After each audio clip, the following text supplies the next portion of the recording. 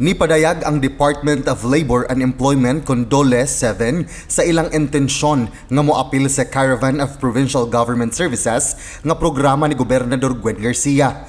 Atol sa courtesy call ni DOLE Undersecretary Victor del Rosario kinsa mauusab ang natudlong Regional Director sa DOLE sa Rehiyon 7. Siya na mahayag nga ganahan sila mukuyog sa Caravan nga gipahigayon matag 3 ka buwan aron ihatod mismo ngadto sa mga Sugboanon ang mga serbisyong gikinahanglan.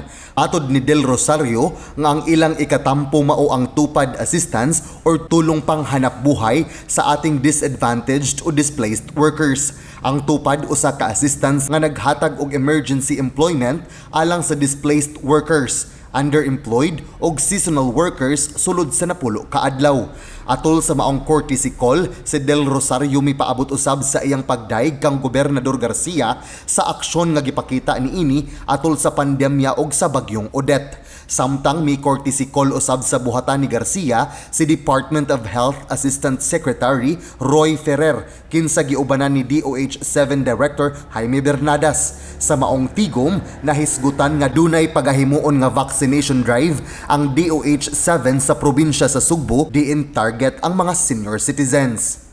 Uban sa taho ni Mylin Manto, kini si John Fredson Granada, balita sa Sugbo.